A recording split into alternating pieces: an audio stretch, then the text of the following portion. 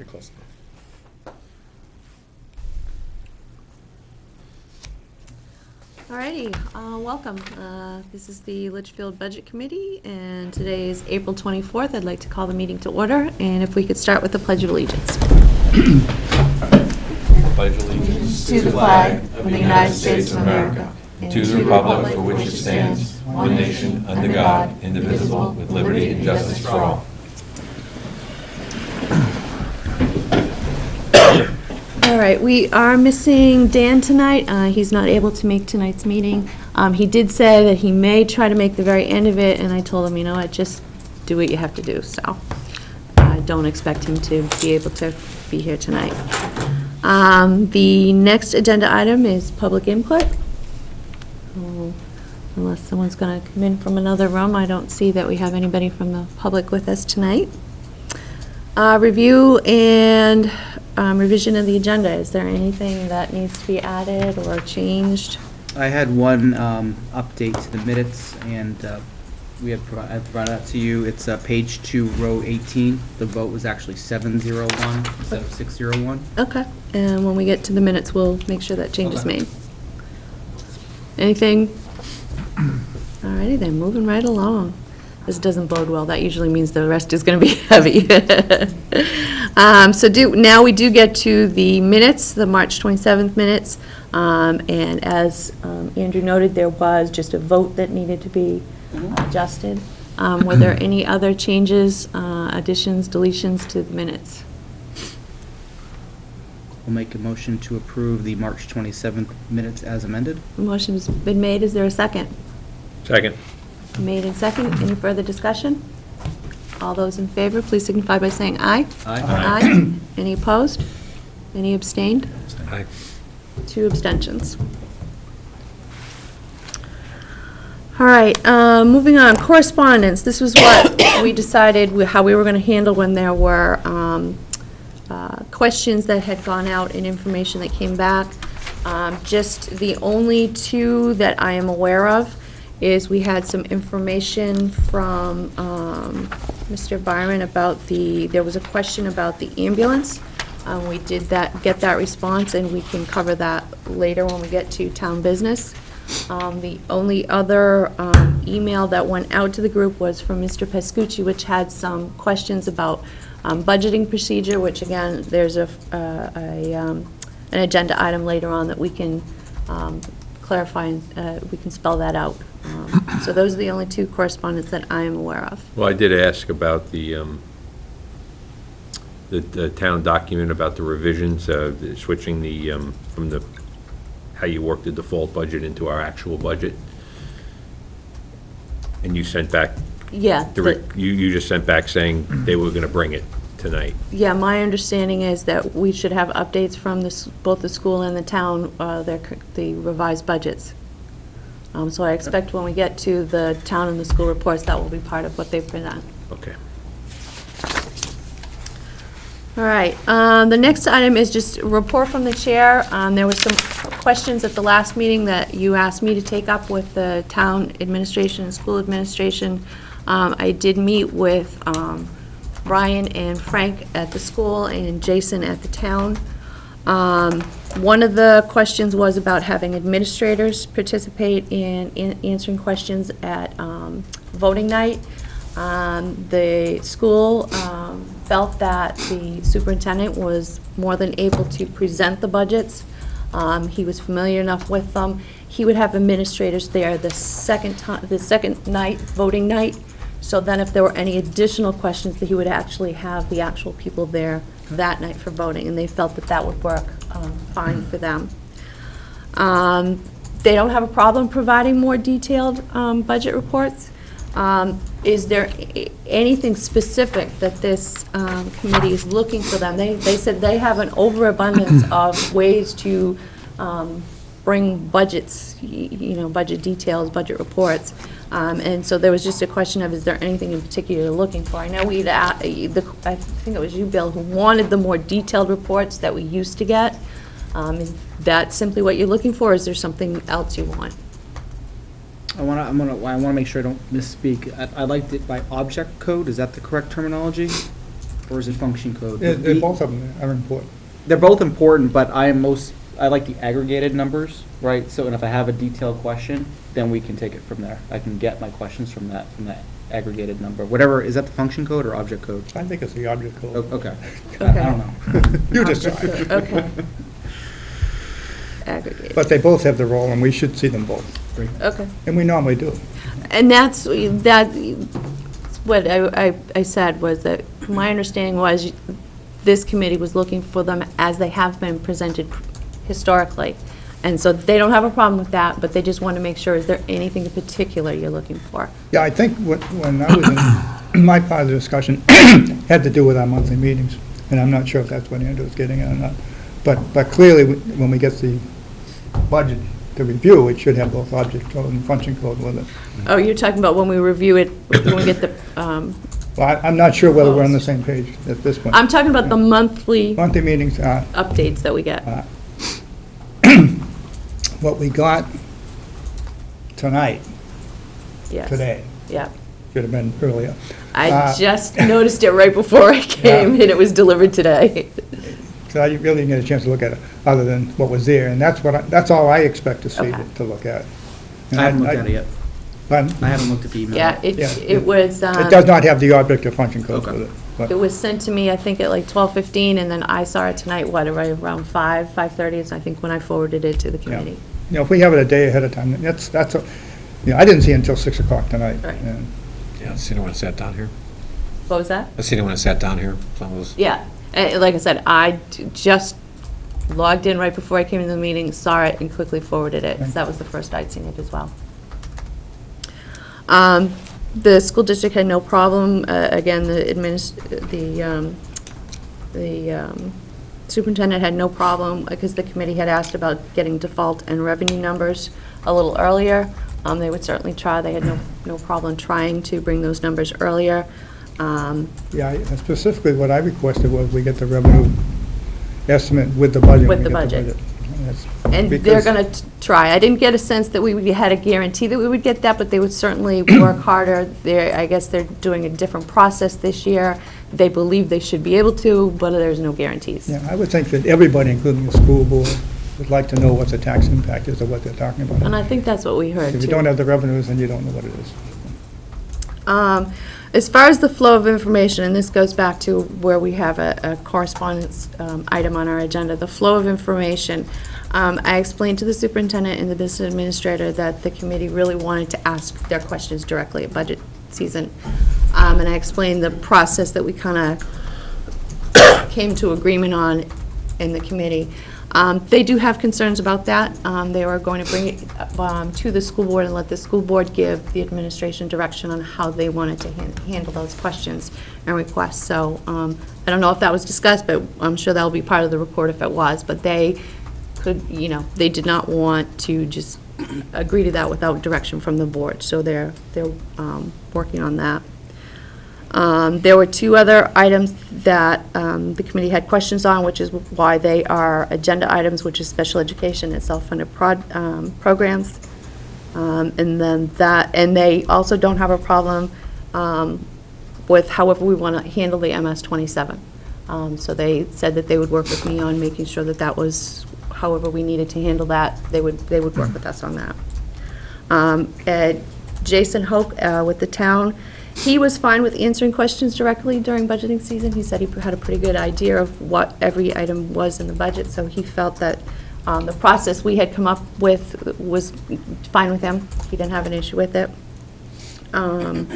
He said that he feels he can handle any budget questions himself. He didn't see a need to have department heads come to the meetings. He felt that he had all the background information. And he also didn't have a problem with having to default in the projections for us with the budget. And then he had some other suggestions, which again, when we get down to budgeting process, I think that's where I can bring those items up that he had some suggestions on for us. So what he was saying was he didn't feel a need for any department heads to be here? He didn't feel the need for any department heads to be here, is what he indicated to me. I mean, that's certainly the call of the selectmen, and if this committee prefers to have people there. Doesn't surprise me. that was his, he didn't have an issue. So that was just, I met with both town and school to just get some of the Yeah, I do too. floating items that this committee had brought up at the last meeting out of the way. Are there any questions or anything that you want clarification on? All right, moving on then, we will, and you know what, I think that I was going to flip the town and the school and alternate, so you guys went first. One wasn't first always, but I don't think that I did, so I'll try to do that next time. So we're going to start with the town. If, Mr. Byron, you have information for us. What is the information that people are looking for? Just any general updates, what's going on? There's nothing going on. I mean, we've basically rearranged the default budget, and that should have gone out to each member of this committee. When there were spreadsheets sent out that were sent as to how we're doing against spending and budgets and everything else, that should have been populated in that spreadsheet. I haven't didn't received see it. anything. Yeah, Really? no, Well, let me look and see if you did. But it came from Jason? It would have come from Karen. You got the normal expense report, I don't remember seeing anything Is there. that what you're referring to? That contains all the repopulated lines. It shows how you spread the default budget. Yeah, Yeah. that is a default budget. Yeah. Okay, so look at the weekly budget report is what you're suggesting. right. Got it. So Karen sent that out Yeah, we got 6 that. days ago. okay. I April didn't 18th at recognize 2000, what it April was. 18th, 9:31 a.m. Yeah, it just says attaches the weekly expense report, so unless you look at it. Well, I announced that at the last meeting, that it would be populated in that spreadsheet, so. Okay, What I was- didn't understand that. From what I understand, at the Board of Selectmen meeting, there was some document that was explaining, was there such a document that Jason was reading off of that explained what was being changed? Because I remember that conversation. There's only a summary document that contains the information that shows how much money was pulled from various lines. And there's basically 3 columns. It's a amount of spending that's deferred from 2015, a one-time expense. In other words, those are one-time expenses that we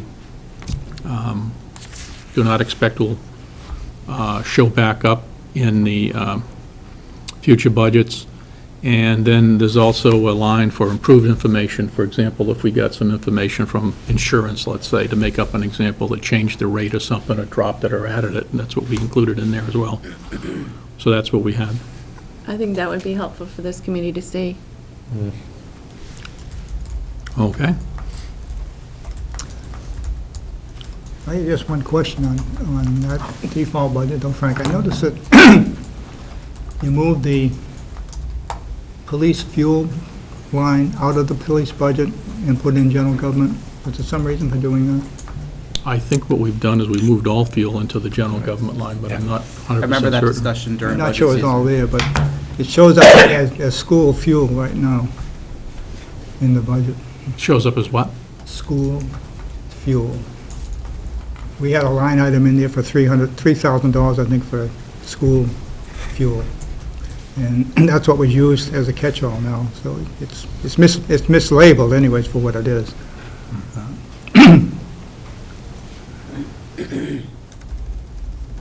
Okay, I'll look into it. Couldn't figure out what the school was doing with all that. Yeah, Well, they buy fuel off the town. yeah, we spent about 16 or 17,000 already, so that's a lot. So the spreadsheet that you're looking for was sent to Cindy. She has that in her Okay. inbox. I'll find out about that, Bill. No, it's just it's mislabeled, because you just used the account that was already set up to add all the money into it. So, But that now means we can't get any handle on what the police fuel is, I guess, which is the biggest item in there. I'll have a question when we get to the RSA 32 about expenses. All right. But before we get there, right, one question, Mr. Byron, has the Board of Selectmen decided on the road paving plan for the year? There was a announcement put out by Jack. I think he did it on Twitter, if I'm not mistaken.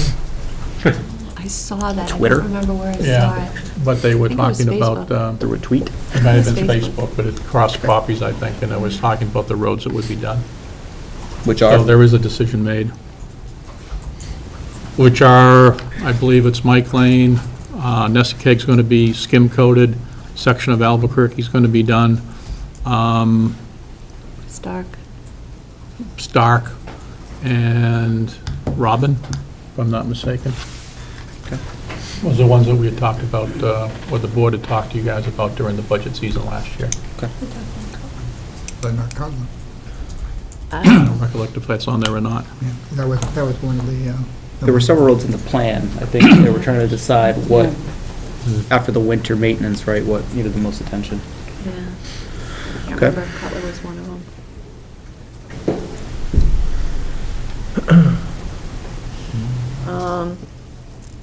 All right, if there's no more questions about, Well, I had a question on the ambulance, okay. because I don't think, There was, that's right, we did get some information about the ambulance, account.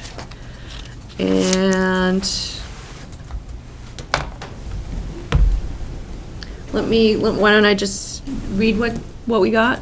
Just, or at least the explanation. The short answer is that the full value of $11,500 was transferred from the general fund into the revolving fund as planned, and the money isn't available or unspent. The display through the budget report doesn't reflect the transactions recommended by the auditors to handle the transfer to the new revolving fund. The detailed statement actually shows the budget being reduced per the auditor's direction below, and there's an attached email from the auditors. Why the budget column on the reports hasn't changed is unclear because the appropriation summary shows zero appropriated for purpose after the transfer out. Attachment with account detail. Generally, after the fund was approved last year, all charges and expenses need to go through the revolving fund, and the intention is that the general fund contribution goes to the revolving fund in one deposit rather than paying the bills from the general fund budget line through the year. All revenues on payment go directly into the revolving fund as well and aren't processed through the general fund. So that was the email we got, and there was the attached, yeah, and so what was transferred, what we actually spent last year for ambulance was how much? this says the $11,500 was transferred No, out, so I don't know. Well, he provided that information to us. It was part of the email. The one I got anyways. I don't see. The actual charges was something like $5,000, if I read the email correctly.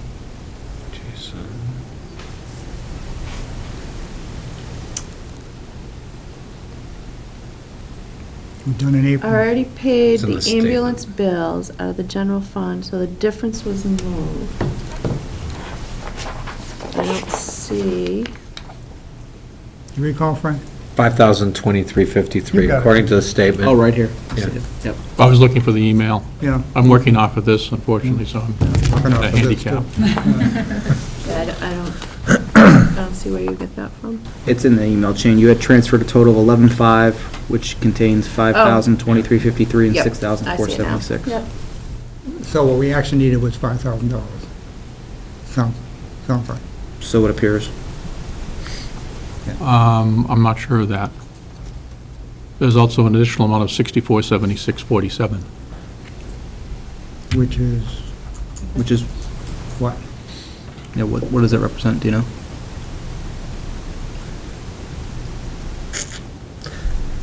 That I don't know. Yeah, all that I was trying to get my hands on, Frank, was What you wanted to know was why was What do we there typically- 11.5 still left on the budget sheet? that, And that's what I answered, so. that was part of it, but more importantly, I just wanted to understand what we're typically running on an annual basis for our uncollected ambulances. And the answer I got back suggested to me it was $5,000, because next year, when we see the budget, we're going to see a request for a certain amount of money, and we're going to have to make a judgment what that amount should be.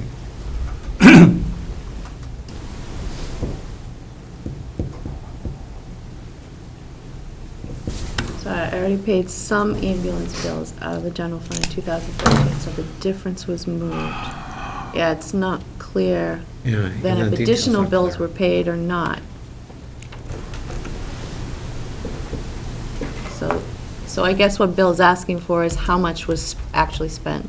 Okay, is there any other information you want so I can get it?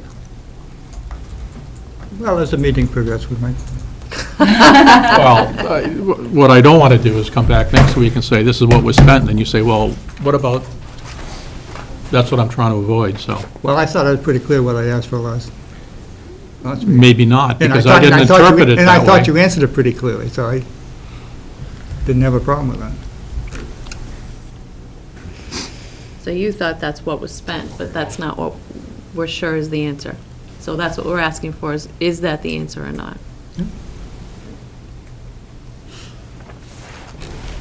All right, anything else on the 2014 budget? So moving then. If you look at the period expenditures so far, we've already expended basically $8,600. On what? Ambulance service charge.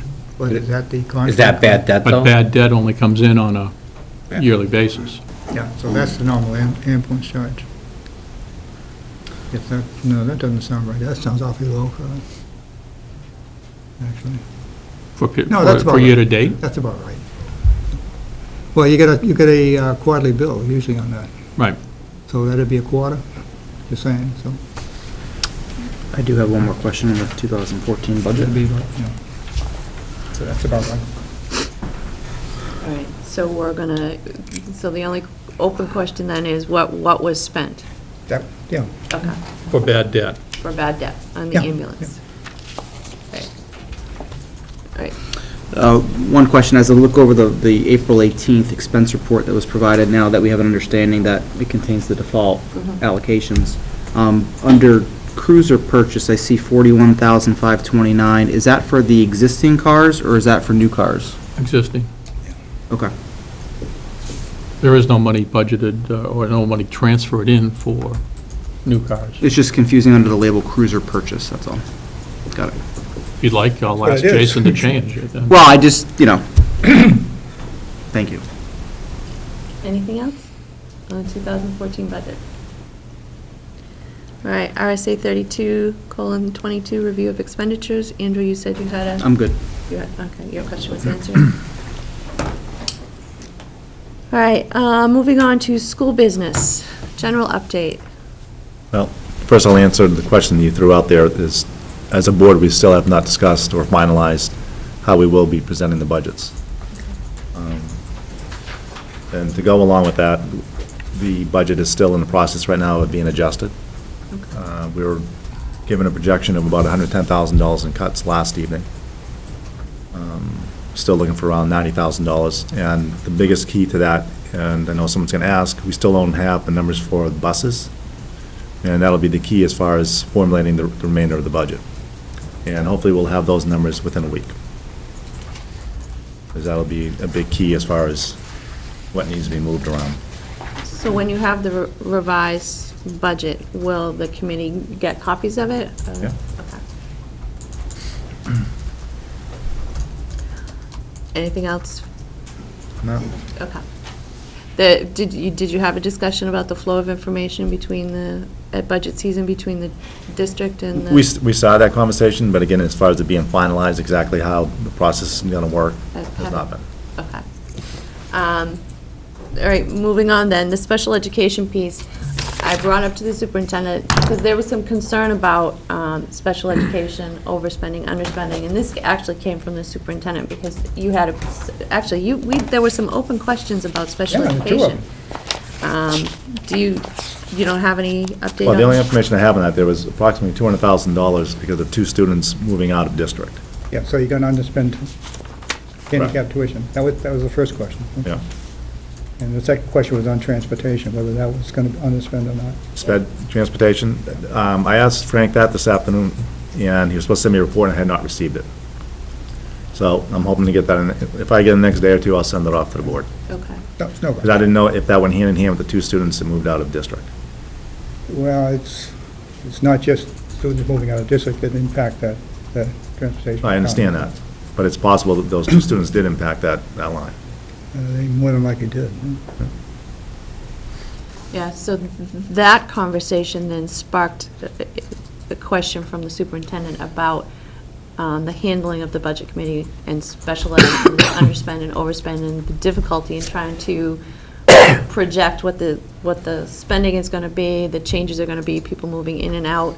I mentioned to him that I don't know what happened to this, but there used to be sort of a gentleman's agreement between the budget committee and the school district. Anything in special education that's underspend automatically is set aside, untouchable, goes back to offset the tax rate the following year. I said I would question the committee, for whatever reason, that seems to have fallen by the way.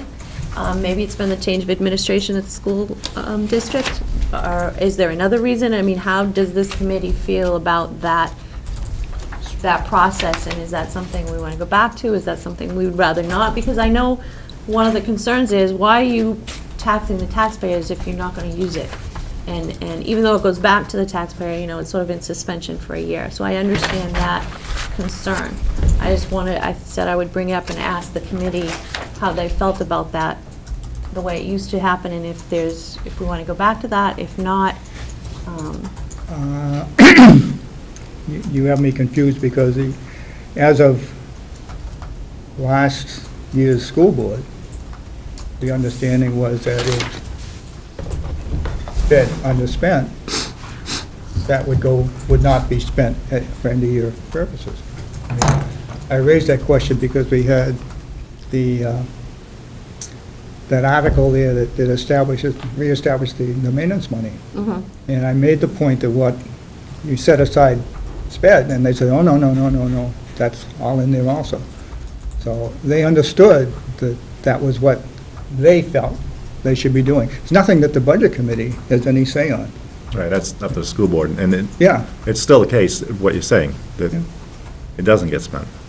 yeah, okay. Okay. Yeah. That's always, as long as I've been involved in the Well, process, that that's was my pretty much, we do understanding. the best we can, and then what's left comes back. All right, that was my understanding too, but I guess there was some question that wasn't No. the wish of the committee anymore, or I'm not sure why the superintendent was. Oh, he brought it up? Yeah, Oh. expressing, and it directly related to the fact that there was still, your question of why is there an underspend in the handicap tuition in the, Oh, my question wasn't why is there, it was, is it going to underspend? and I think that was his concern. Well, we promised to give it back, is this a change, is this a concern? All right, so it's still an understanding that we have, that we understand the difficulties at budgeting season, and any underspend is sort of untouchable. Is it possible for that money, even though there's a quote-unquote gentleman's agreement of some sort here, is it possible that the money still could be encumbered for another purpose? Absolutely. Yeah, the school board can do what The they school want. board Well, can, and but here- right now we don't. And here's the. I'm just asking for risk, so you could if there was a need, Yeah. if you had to encumber And, money. and actually, the for superintendent a asked me purpose, that correct. question, and I said, I believe if you felt that you had a need, the prudent thing to do would be ask the budget committee, bring the issue to the budget committee, and at least get their Let either us know, support but- or not support on it. But it's still their say. It that's is.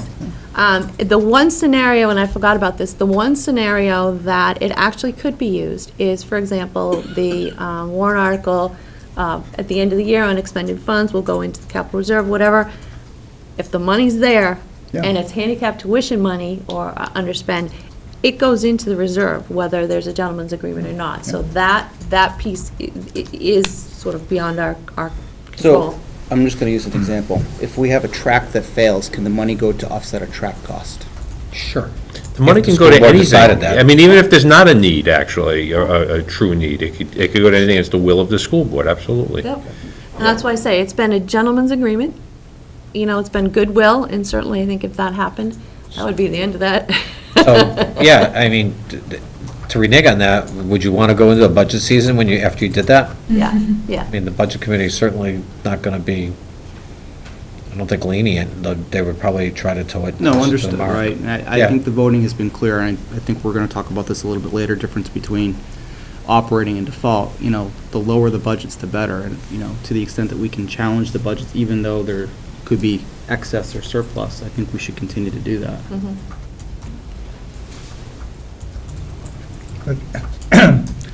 My purpose for asking originally, though, about whether we're going to underspend or not, was just so this committee can understand what the flow is going on. We've always had this issue about, is there too much in there? Is there not enough in there? Do we have people coming in and coming out? And I think it's important that this committee recognizes that, because come budget season, we're going to see a projection for tuition, a projection for transportation, and we really should understand what actually happens as opposed to the projection. Unfortunately, with that account, as you're well aware, I mean, it can change overnight.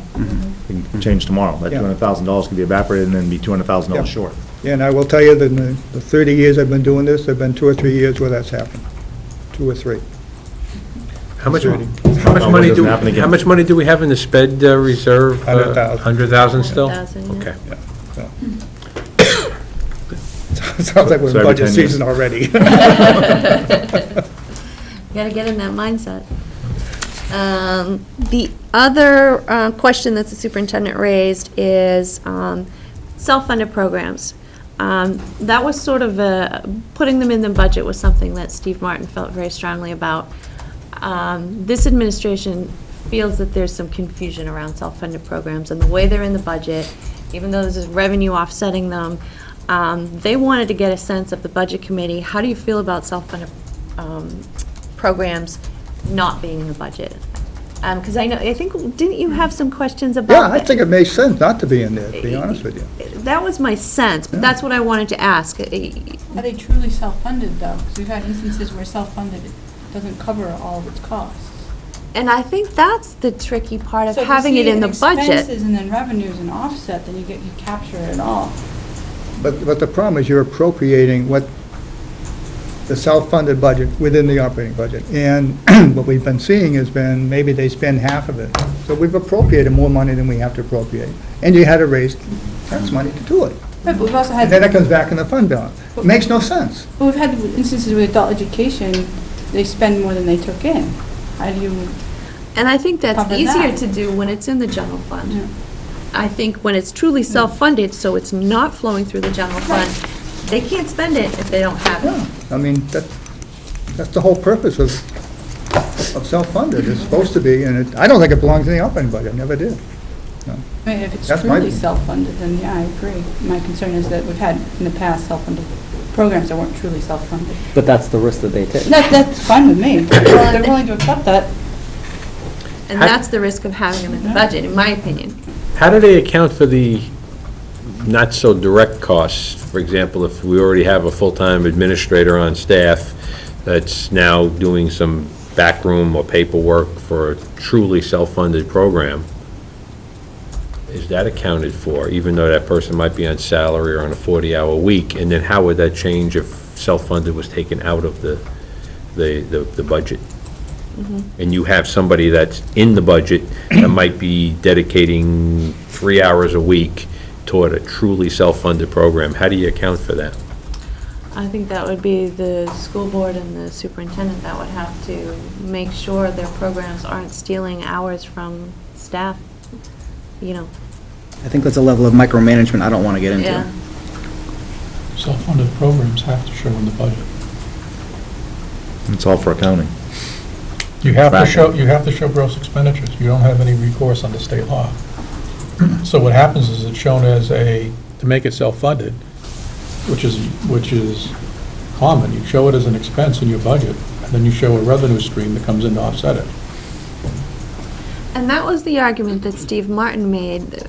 It sounded the other day when the superintendent and business administrator were asking me about the feeling of the budget committee. It sounded like we're one of the few districts that actually do it that way, and it may not be necessary. And so it may boil down to whatever they find on their end, whether they can do it or not, but I think it was just sort of a general question thrown out. I'd be surprised, because under state law, it says you have to gross appropriate. I think that's our answer. First, we need to find out the law. Whatever the law is, that will dictate Well- if any other conversation is necessary. I think it's up to the school board and the administration to make that decision. So this committee doesn't have any preference one way or the other. Well, There's a preference, Let me clearly. rephrase that. Let me put it this way. Bill does. As a budgeteer, if I have looked at self-funded programs and what they've actually spent, and I see that we're appropriating twice of what they actually spent, then as a budgeteer, when the budget comes to me, I say, well, no, we're going to cut that appropriation by 50%. And then, well, where are you going to take it from? Well, we'll take it from, wrestling. You know what goes on. So it's easy if it isn't in there at all, for everybody's point of view. Now, if you can't do it, that's another story. Another story. Then if we can't do it, then I think we ought to be funding what we think is going to be spent and not what people are asking for. Okay, who should we ask to find out what law or RSA governs that? Well, I think that's, we can just send information back through the representative that this committee doesn't have a preference, other than if it didn't have to be in the budget, we, certainly seems to be the easiest way, and just, they're gonna have to do whatever they need to do. I Or mean, perhaps if there's an RSA that can be provided to the committee, I'd like to take a look at it.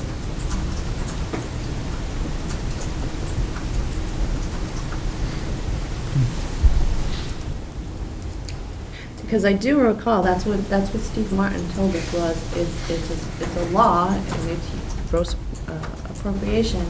But like I said, my impression last week was that maybe there's a different way to do it. Maybe there isn't. But that was Let's the take a look at the question that was posed to me. We're having the discussion, we might as well have the facts, right? Yep. Okay, so if you look at RSA 32:5, Roman numeral 3, it says, "All appropriations recommended shall be stipulated on a, quote, gross, end quote, basis, showing anticipated revenues from all sources, including grants, gifts, bequests, and bond issues, which shall be shown as offsetting revenues to appropriations affected. The budget shall be prepared according to the rules adopted by the Commissioner of Revenue Administration under RSA 541A, relative to the required forms and information to be submitted for recommended appropriations and anticipated revenues for each town or district." Says nothing about self-funded. Nope. Is that an educational? It's a gross, Is it's a gross, Is adult education a requirement of this district? is education a Is requirement? of the- adult education a requirement of this district? Or is that something that can be handled outside of the superintendent's office? If they're going to, then it does not be part of the budget. town, if the school or any municipal entity is spending money, it doesn't matter on what. If they're spending money, they have to appropriate the money. If it's a school program. Well, if it's not being run by the school, then who is it? Who's running it? Who is running adult education? Well, the school is. Well, maybe not. I don't know the answer to the question, No, I'm I just don't saying. think it is. I think there's a group of citizens that Yeah. is sort of spearheading it right now. If it's a group of citizens that's doing it, and it's totally outside of the school, that's a different issue. That's what it is. It's just like a group borrowing. Well, but then the checks have to be made out to Group of Citizens LLC as opposed to Litchfield School District. So that's a I mean, once we figure out where that's going, that'll answer that question for adult education. So I think This says all then, appropriations recommended. What if we don't recommend it? Well, if it's in I the think you heard budget. me say that. Well, yeah, I mean, the word clearly is recommended. Well, Anyway. And this is on the self-funded we're talking about, right? yes, I have a question, self-funded then. okay. Do we have a lacrosse program here at the high school now? Have what? Lacrosse, Yep. is that self-funded? No, That's part of the regular And that happened. budget? correct. Okay. Didn't the wrestlers I'm sorry, have it's self-funded. I was thinking of Okay. another sport. You're right. Well, it is self-funded. Yes. And that's being managed by a separate group of people? Or is the school providing the coaching and all that too? Correct. They are. Yep. And so they're paying the coaches. Yep. Trainer and all the other things, that's all coming out of the fees? So it's not self-funded. It's coming out of self-funding. Who's got the insurance? Okay. Who's taking the money I'm in? not getting hung up on semantics then, okay. If the school's taking the money in and then paying the coaches, that's a school expenditure, that's got to be budgeted. Yeah, I agree with that. Okay, if it's an organization X, whatever X is, and I'll use the term adult education organization. Yeah, And they receive the money and they pay the people who do the teaching, that's a different story. different story. It's up to the school board to sort it out. the Yeah, I think administrators the sort it school out. board's gonna have to sort it out, and we'll find out at budgeting season Yeah. what they've decided to present to us. All right, moving on then. Is there anything else for the school? Moving on, member input, new business. This is, in my conversations, the reason I put this on is Chris asked a couple of questions, which were sort of budgeting philosophy questions, or that's how I think of it. In my discussion with the superintendent and the town administrator, couple of the things they, especially the town administrator, talked about, let's see, how do I want to start this? We put all this, the town budget and the school budget got voted down. Budget committee put all that time and hours and days and weeks into preparing a budget. Budget got voted down, which kind of swings to Chris's question is, did they vote down the budget or did they vote in support of the default budget? Well, okay, that's easy. They voted down the budget because we don't have any say on the default budget, so it's really not they were in support of the default budget because there isn't a choice. Is there a better way to do what we do?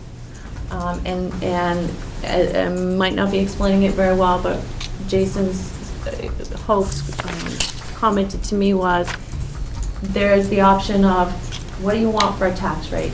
Pick the tax rate, figure out what that difference is going to be in terms of dollars, let them go to town and decide where the priorities are. Any priorities that aren't met, those come to be warrant articles. It makes it a much less intensive process.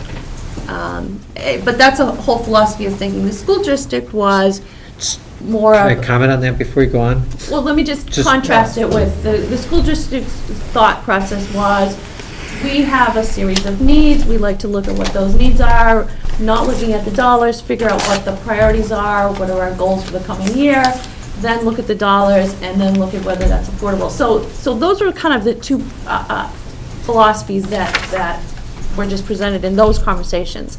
So that's why I wanted to broach it here. Chris brought up his questions. I wanted to broach it here. What is it we want to, what's the process we want to follow this year? What's our philosophy? What is our end goal? How do we get a budget supported in both the town My and the school? question first. So go ahead. Well, actually, I want to comment on the pick a tax rate, okay?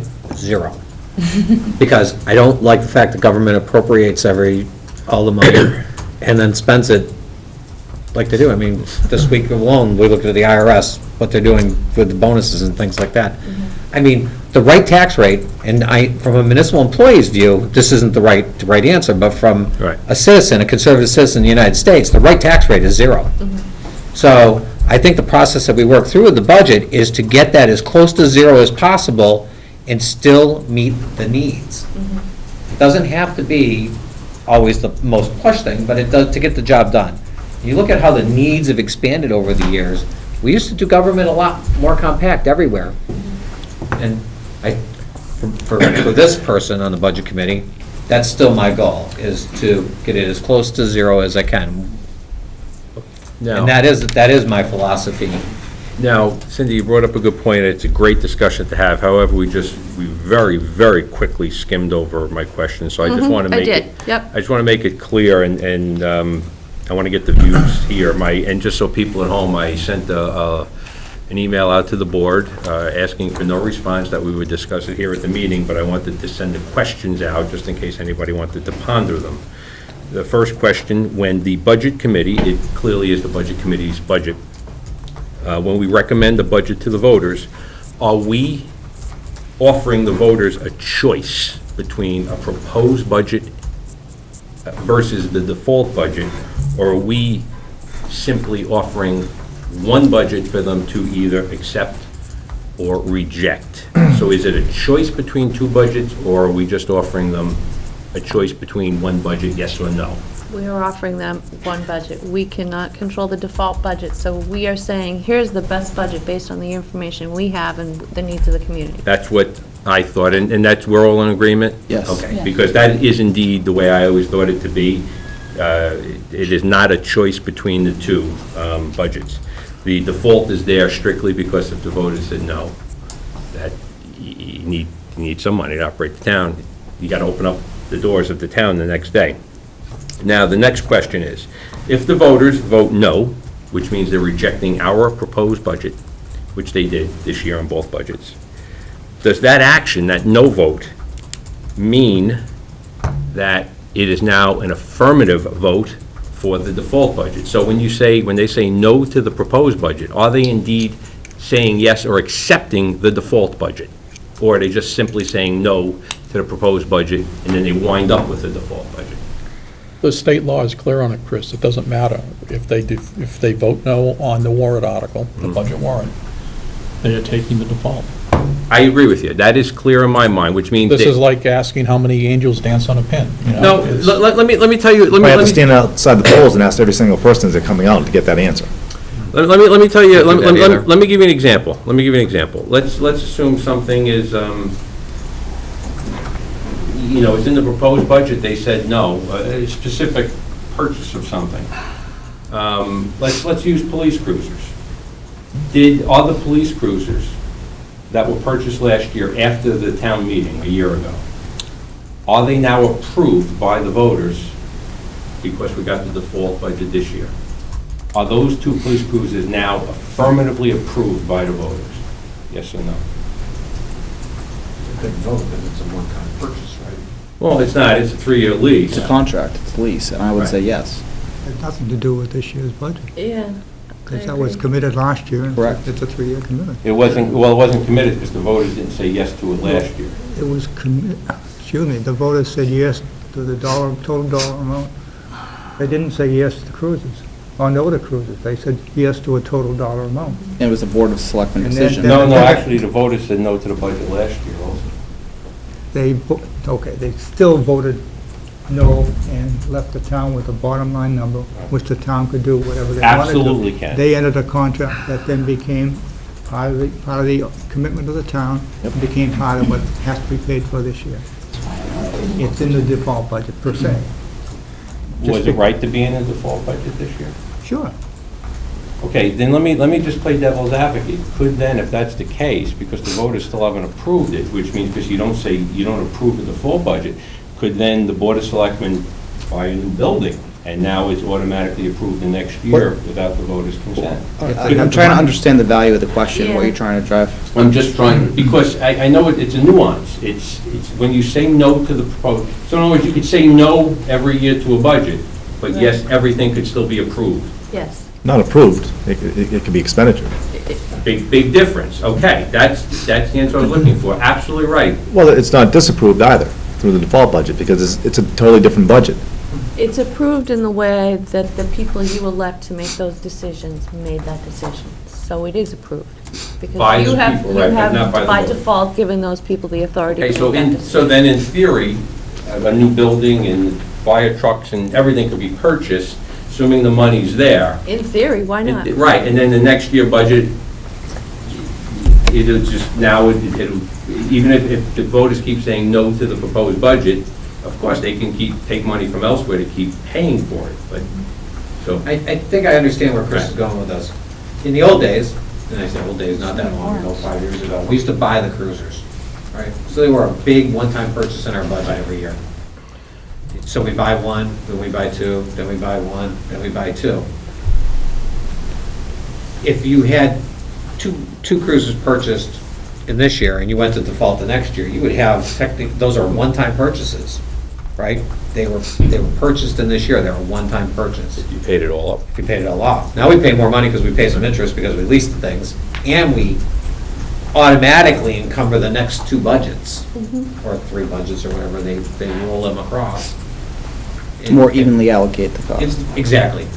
And so, but it's more easy not to have to go back to the well this year and next year and next year. It's kind of like pre-approved. But if you read the warrant article, if you read the RSAs, it says all long-term purchases and leases have to be approved. Get an affirmative vote by the voter, have to say yes.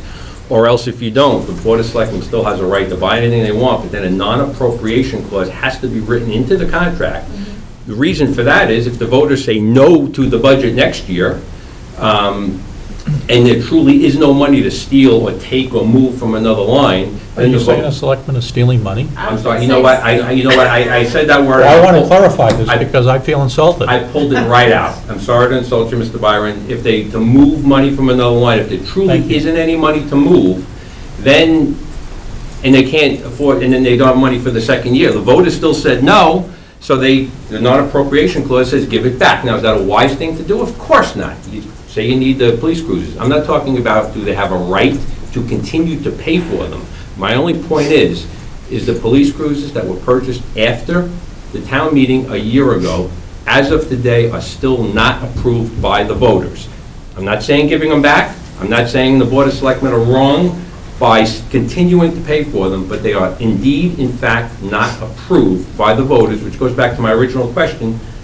When the voters say no to a proposed budget, they are indeed not saying yes to the default budget. Chris, if the original budget had passed, as opposed to going to default last year, would the cruisers have been approved?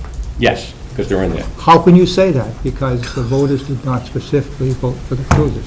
They voted for a bottom line $5 million with no understanding what was in there. They did not vote for the cruisers then. They didn't vote for them this year. They voted for bottom line. They don't vote on individual items. You have to vote on, you have to vote you have to get an affirmative vote for a multi-year lease. If they would have purchased them all last year, it would have been okay. We could end the discussion now. It's a technical thing. I guess we're not seeing eye to eye, but No, we're not. those cruises are not approved by the voters. Well, there was a bottom line that was approved And they have every by right a to spend the negative money. vote, but that's still an approval Right. of dollars. We're talking about two different things. They have every right and they should continue to pay for them. Big difference, Yeah. big difference. When I think in terms of, I think what you said, you'd have to poll every single person who left, why they voted no. You're gonna drive yourself crazy trying to figure that out. Which Attorney General wouldn't let you do it. You don't care why they voted no. The answer was no. You know, there They are failed. laws. So you- But your question was, they voted no because they wanted the default. Well, unless we ask everybody that, we don't know. No. I said they want to know because they didn't want to propose, because that's my logic. It's not a choice. They voted no because they did not want to propose. I stand by, we only offered one budget. I wonder about that, because I wonder if it doesn't come right down to the town and the school and how they approach it and how they market their budgets to the voters. Because obviously the voters had a taste to spend more money because they approved both the police and the school contracts. The only people that suffered in all this is the folks, the non-bargaining employees and that are in these buildings. And this was a very interesting election. This is the first time I ever, in 21 years, remember Crazed. a budget getting voted down and all the warrant articles getting approved. And that's really interesting to me. That's really interesting. And that is why I wanted to have this discussion of, what do we take away from this? And does that mean we do something different this fall? You know, I was intrigued by Jason's suggestions to you, and it seems to me there's a middle ground there, something that this committee has talked about many years ago and never did, and that's prior to the budget being prepared, that the committee sit down, this committee, and say, here's what we'd like to see in the way of tax impact or not, and give the town some guidance as to where we would like to see it, which is effective saying, here's a bottom line town budget, see if you can come in at it. And I would say the same thing for the school, that if this committee wants to spend the time this summer doing some grunt work, coming up with some proposals, I think that would be a good thing to do, and to offer out what our recommendations are, what we'd like to see in the way of a budget from both organizations. What factors do you use for things like revenue projections? I didn't say it was easy. Yeah. Okay. If you could set a target, you said you want the budget to come in at 1% or -1% or whatever, you have a target number to at least strive for. Well, you did that last year without even calculating anything. You knew beforehand what you wanted your budget to come in at. I mean, the budgets were presented, and you'd already had a mindset of, as far as the number, what you were looking for, I don't those think come in. so. No? No? You talked about it at the I table think some several people times, that did. you were looking for the budgets to come in either flat or Well, under. we're looking for the budgets to get as low as possible. I Yeah. don't think anybody had a set number in mind. At the end of the day, it's up to See, the now I feel budget committee insulted. to make the decision. It's up Yeah, I to the apologize. Budget committee to make the determination as to where it wants the budget. So if the Board of Selectmen comes in with a flat budget and you're not happy with it, and you want something 5% less, 10% less, whatever, that's up to the budget committee to deal with. I want to get, I mean, along that same note, I'd like to get the opinions of both the school board and the town rep on what their take is. I mean, we all know the budget is the budget committee's budget. I know I've heard it a few times from Mr. Brunel and at the deliberative on how the Board of Selectmen, or at least maybe a couple of members, didn't seem happy. Specifically, to mention me, like how I seem to be okay with a lot of the individual budgets when we were looking at them. And then when it came to the bigger number, I wasn't happy. And I thought I made myself perfectly clear, maybe I didn't. When you look at any budget, from the little patriotic budget, everyone looks reasonable. And then when you put them all together in the big picture, I have to take a step back, and maybe other members here do also. I don't know how you go about in your own mind, but I had a feeling and I had a sense it was a little too high. Now, in hindsight, maybe I should have just said no to every budget. If that would have just voted no on every budget, and maybe that would have seemed like I was being more true to the budget.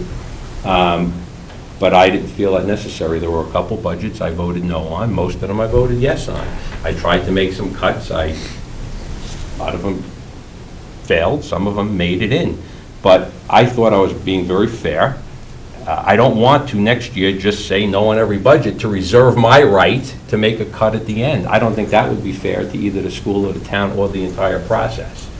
So I want to explain that each budget I looked at seemed reasonable. And it's what I do in my own personal and business life. And then when I put it all together, I say, that's not going to cut it. Now we're going to go back through everything, which leads to the next thing.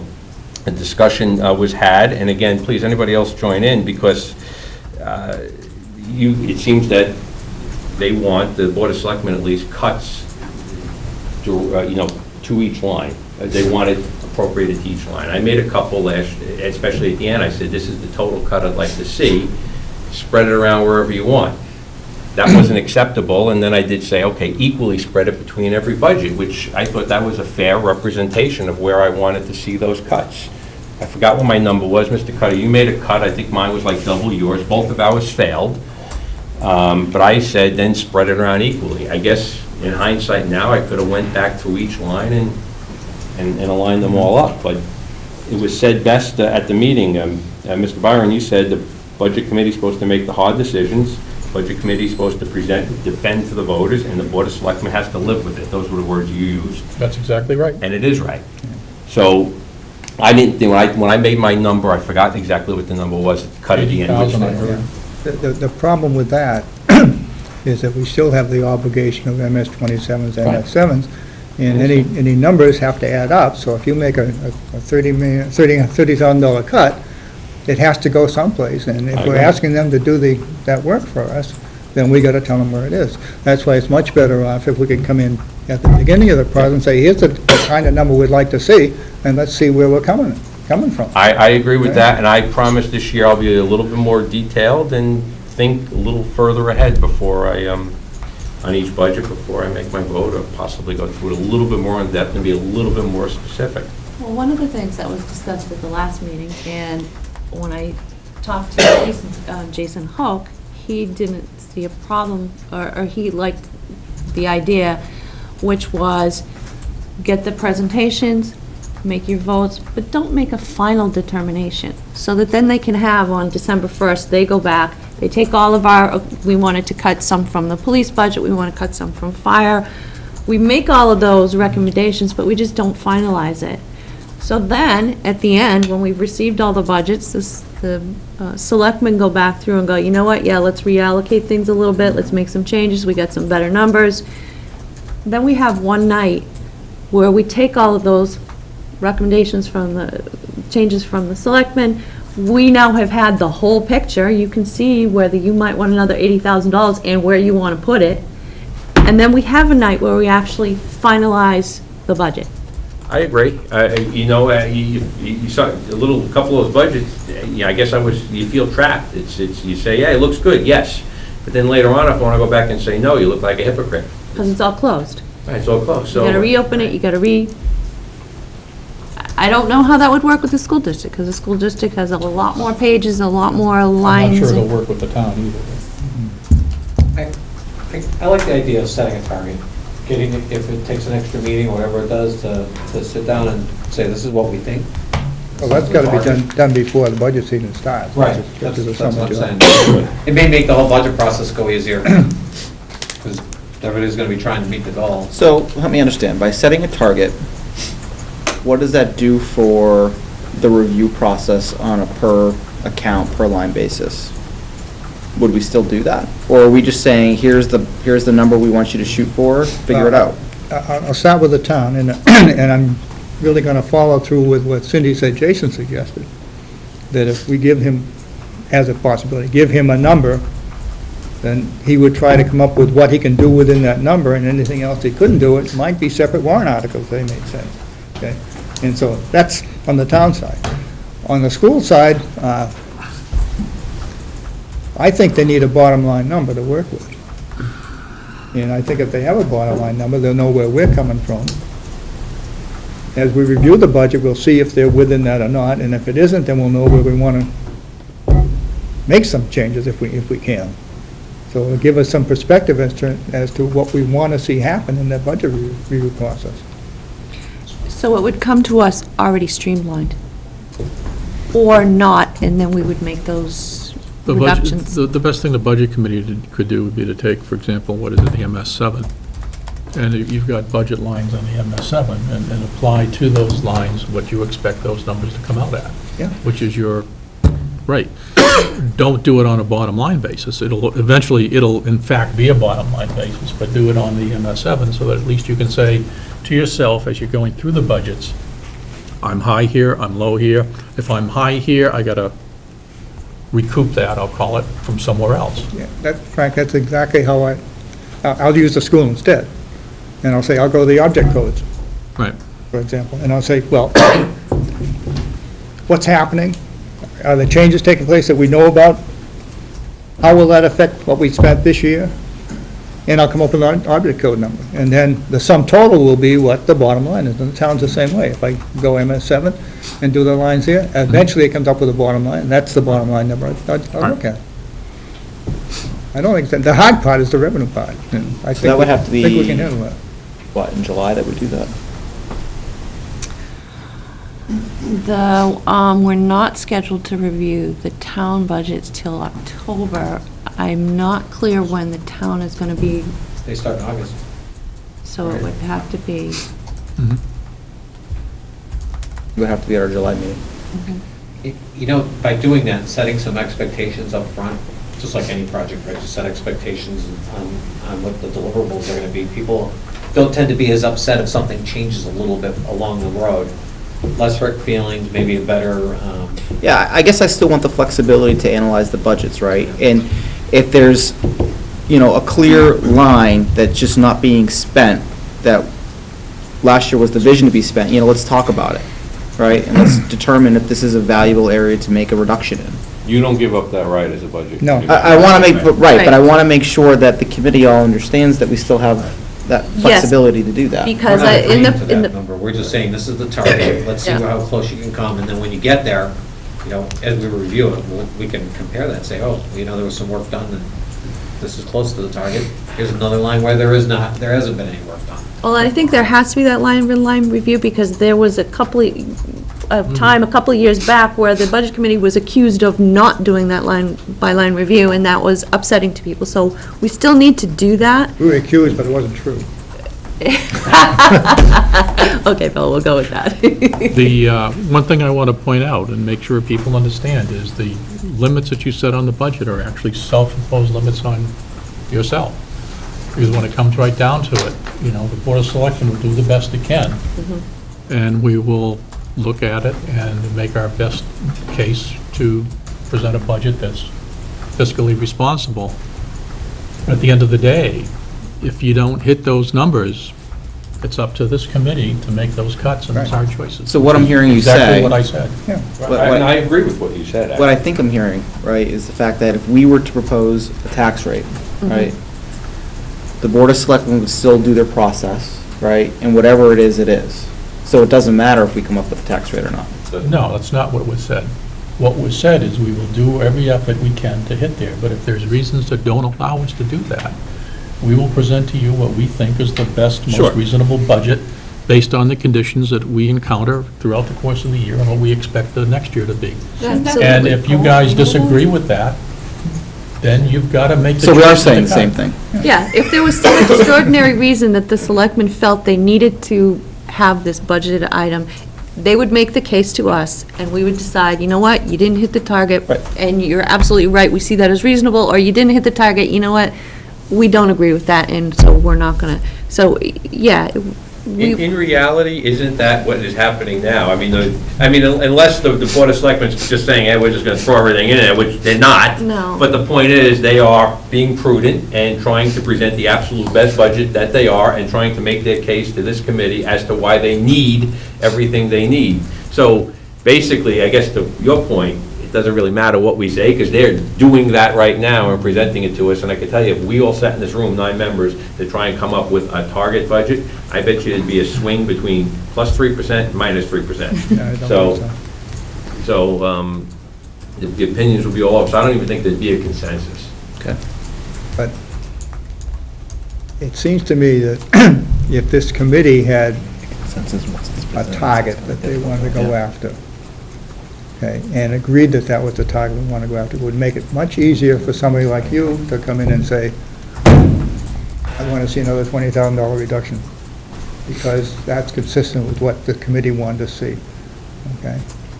And we all be on the same page, as opposed to one member thinking this, another member thinking that, and somebody else thinking, oh, Well, Ray's Not big thinking enough. 0. yeah. No, I'm just saying, if you look at it realistically, right, Yeah. that should be the expectation.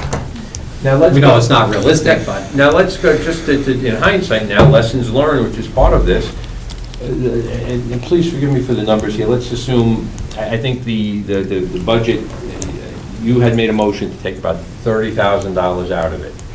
That failed. I made a motion to take 70,000, give or take, I don't remember. That failed. Went to the voters, and the voters But we want more. said, we want 140,000 out of it. So, we were all high, or wrong, or any way you want to look at it. So, And I think if we had a target, that through the process, instead of at the last minute, 60, 30, whatever being thrown out, along the way, you'd be looking for that, and you would have brought it up in November, and then it wouldn't be a surprise in December when the final vote happened. You know, I think that's all it does, is it sort of puts everybody on notice, this is what the expectation is. So, I won't say there's no hard feelings, but maybe less hard feelings, because there's already an understanding from the beginning that that's what the end result, that's what the targeted end result is. I just want to say there should be no hard feelings anywhere. There shouldn't be personal for anybody at any time, so I would hope it would stay that nothing here should be personal. I'd like to agree with you, but I don't believe that's true. Well, it should be, and that's what we should all strive for. This is, in this room is strictly business. The camera goes off, then it's personal. Can I ask a general question? You, Mr. Bork, you brought up a point earlier that I just want to briefly mention. You know, you had mentioned the default is a separate budget, correct? You did.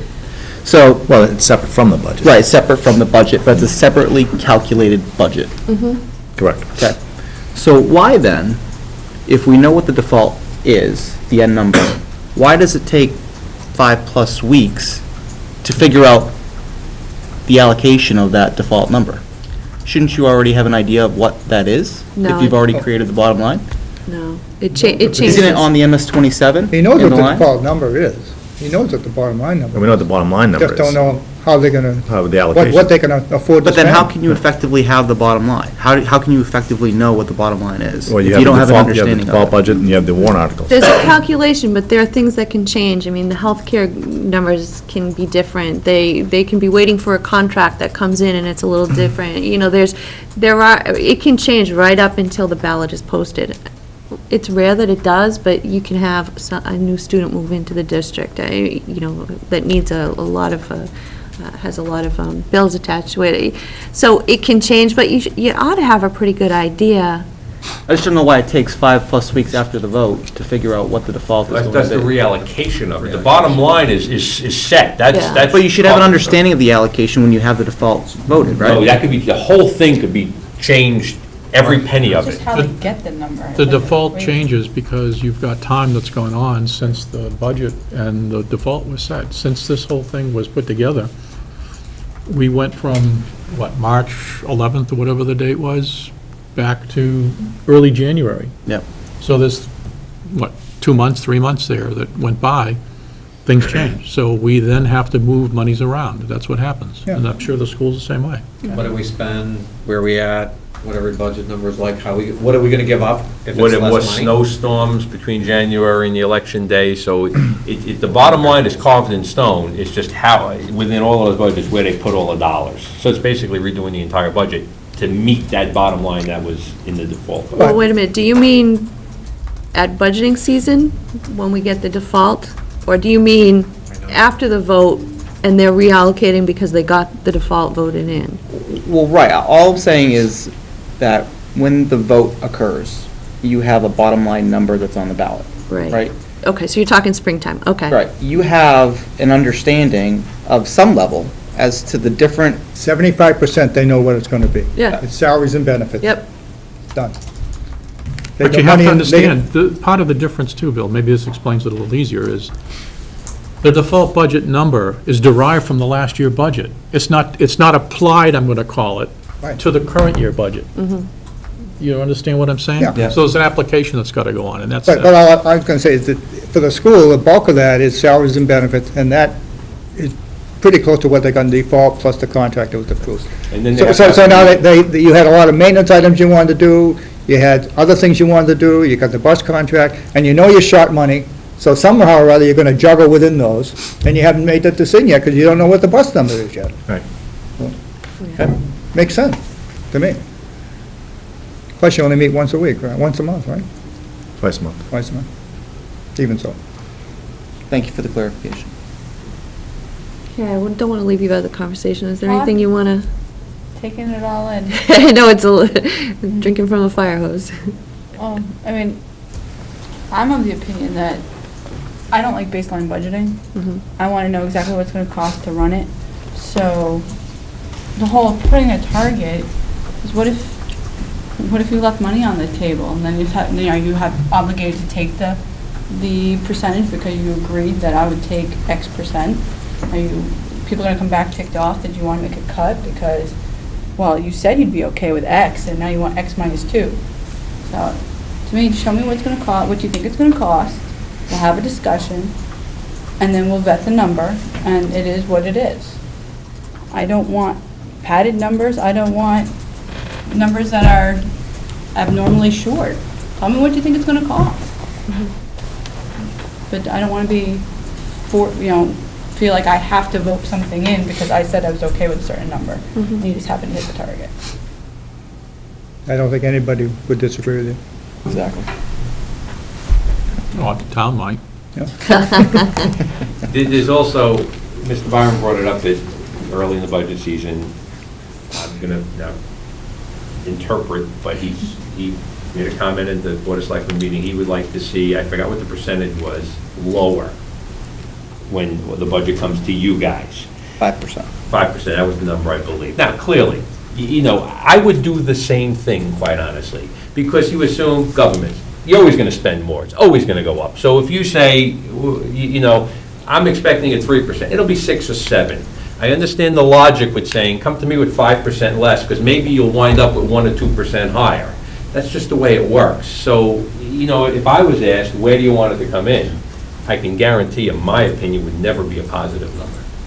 It wouldn't be there because you go above it. I always strive for the opposite, and even when I tell my kids, this is what you got to get. Strive for that. Don't strive for lower than best. Strive for best, because you'll always be reaching for it. So that would be my opinion when that discussion comes. I can guarantee you there will not be a positive number, which would be my opinion if asked. So, I think I've heard that we like the idea of coming up with some sort of a target. However, that doesn't preclude us from, and we strongly would want to, go line by line, making sure we didn't leave anything on the table. Just to arbitrarily meet a target. But what it does is it sends a message and gives the town and the school something to strive for. And we'll still do our due diligence to make sure that that's the best number that meets the needs and meets the town's needs. Is that a fair statement? And we're looking for a target to come up with that message in July, so that the town and the school have it in time to do their budget calculations, or at least be aware of it while they're doing their budget calculations. Yeah, let's revisit it in June, Okay. right? And think about how we approach it as a committee, and that way, in July, we're prepared to have a discussion about what that number is. Right? Does that sound good? Yeah, just thinking whether you ought to start in June. Well, we've only got May and June, and then. Could be a long discussion. But no, seriously, you might want to just bring it up as an initial starting point in June and then finalize it in July. Okay. One last piece from my end in terms of process for budgeting. I'm not a spreadsheet person. So, and I actually think, I know it started with John Hart because he was a spreadsheet person and he was the chair and he took on both those roles. And I thought that Andrew did an awesome job last year because I don't think that's the job that the chair should have, both of those. So I need somebody who's interested in being the spreadsheet person. And everybody's I'm on it. right. Happy to help. Okay, I just want to get that out of the way, because if anybody's Like expecting me to slightly do basket. both, it's not going to You knew that was happen. coming, didn't you? Happy to do it. That's because you're so darn good at it. Who's gonna do it anyway, so that's what. Okay. Have to share. I couldn't do what he I like does, but I printouts. love to read what he puts out. All right, so that was the last piece I had. Anything else that we want to talk about for process? All right then, moving on to public input. Good evening, Jason Gurley, report. I found it interesting, I found this year also that all the warrant articles passed and the budget didn't. But my take on it is that voters enjoyed making choices on things that they saw right in front of them, or an omnibus type big number, they're like, too much, that's it, I'm done. I think people become, personally, from people I talk to, they're becoming more aware of these things, paying a little bit more attention and seeing, yeah, I think I can support that.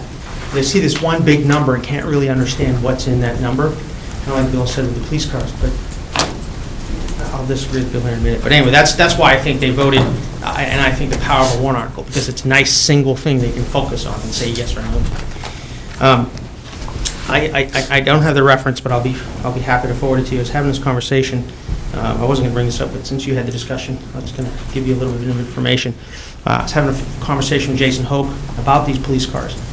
And I'm going to quote here. It says, and I'll get you guys as a reference, but considering that if no funds are appropriated by the legislative body, which is the voter, of the leasee of the town, for the next budget year to make rental payments for the next renewal term, as evidenced by a statement of an authorized official certifying as to the vote of the legislative body.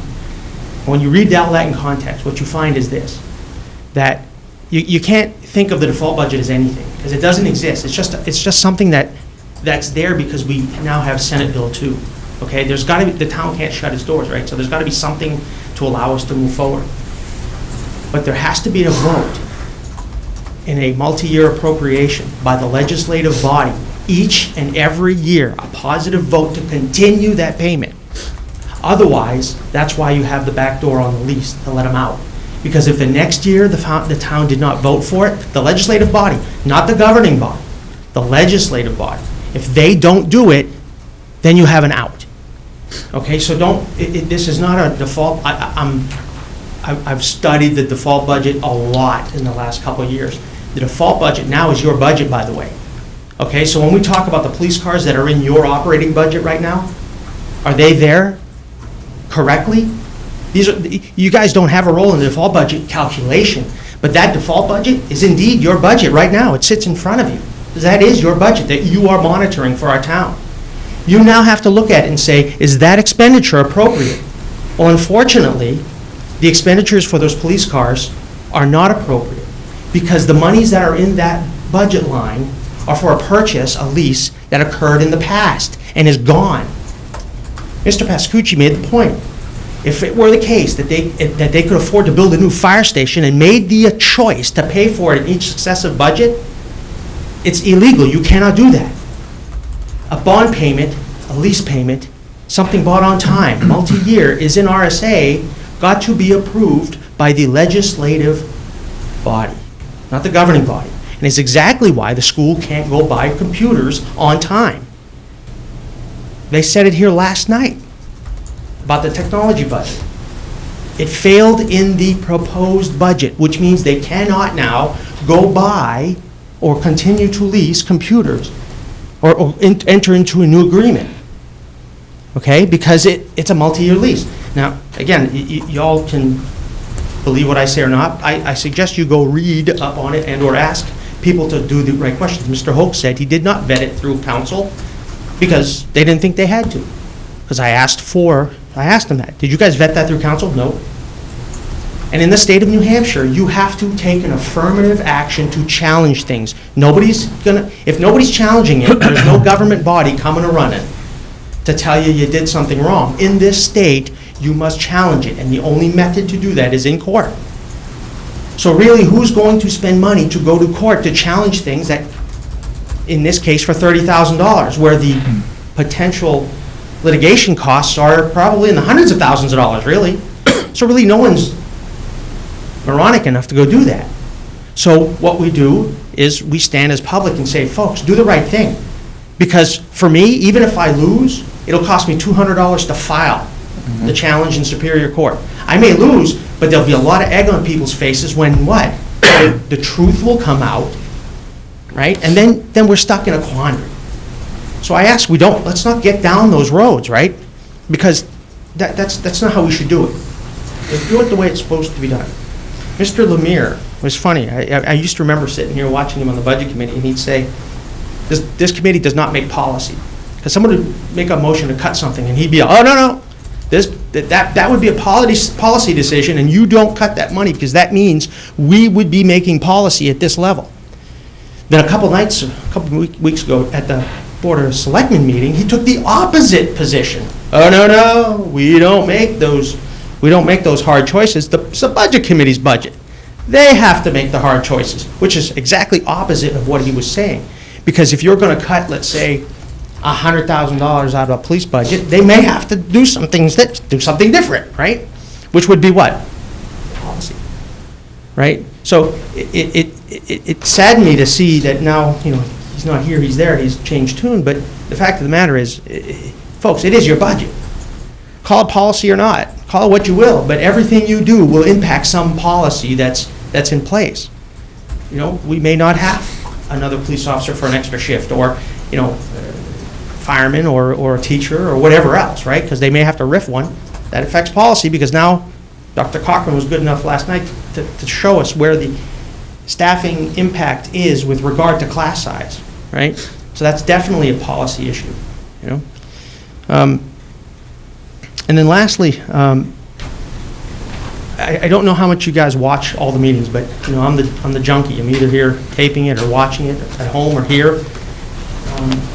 Please watch your fellow boards, or your compadres out there, because what I'll tell you is the flavor is so much different when you're in each of the different rooms, right? So things are said here, and it's so disconnected when you go watch the other board of select meeting. You come down here, and it's disjointed. It doesn't appear to me and to people I talk to that there is a good, I'm not going to say a good working relationship. We all know each other, right? I think we all respect each other. That's not the point. But I don't see, if this were my company, I don't see the departments working together, really. Because it's like, oh yeah, those guys don't know what the heck's going on. Then you go to the other meeting and, oh yeah, those guys over there. And I'm thinking, man, if you were watching it, I can't believe you're not offended by it. Because they call out people by name, right? And do SmackDown. So I'm just saying, if you watch it, just, I don't know what it's gonna take, but you may meet together more, you know what I'm saying, where you guys go to the Board of Selectmen. I know they requested it the other day. I wonder if the Budget Committee would come over. And I thought, well, why don't you just ask them? You know, and it doesn't feel like they do, you know, but anyway, that's my input. Thanks. Thank you. Thank you. All right, anything before we adjourn? All right, then. I'll make a motion to adjourn. Is there a second? No. Okay. Yeah, second. I had a question, and I thought we covered it, and I'm looking at my notes going, yes, we did. Motion to adjourn has been seconded. All those in favor signify by saying aye. Aye. Any opposed? All right, we are adjourned. We will be meeting again on May 22nd. My brain wasn't pulling.